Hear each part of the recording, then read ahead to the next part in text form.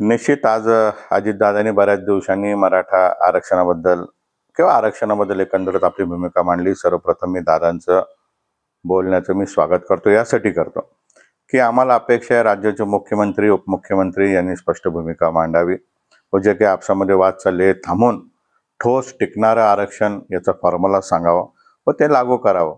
मागच्या काळात देखील अजितदादा ज्यावेळेस उपमुख्यमंत्री होते अण्णासाहेब पाटील महामंडळावर साथी महामंडळासंदर्भात दादाकडे ज्यावेळेस प्रश्न गेला त्यांनी पुढाकार घेऊन सोडवला, परंतु मधल्या काळामध्ये दादांनी मराठा आरक्षणावर फार काही भाष्य केले नाही.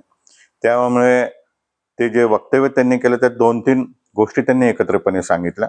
त्यांनी आर्थिक निकषाचा उल्लेख केला. आर्थिक निकष ऑलरेडी मराठा आरक्षणामध्ये ज्यांचं उत्पन्न 8 लाखाच्या खाली त्यांनाच आरक्षण मिळणार आहे, तेव्हा मराठा समाज आणि आर्थिक निकष याचं साम्य झालेलं आहे. त्याचबद्दल दादा हेही बोलले की मागेल त्याला आरक्षण मिळालं पाहिजे, तर आम्ही मागतोच आहे, आम्हाला आरक्षण मिळालं पाहिजे.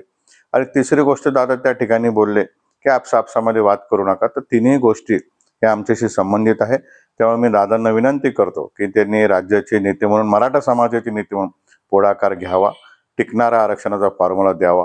ते कसं लागू होईल, त्याचा समाजाच्या घटकाला कसा फायदा होईल याच्यावर भाष्य करावं आणि भूमिका मांडावी. जर त्यांनी खुलेआम भूमिका घेतली आम्ही त्यांचं स्वागत करू. ह्या गोष्टीमुळे ओबीसी आणि मराठा निश्चित त्यांचं वक्तव्यच तसं होतं की आपसात वाद करू नका.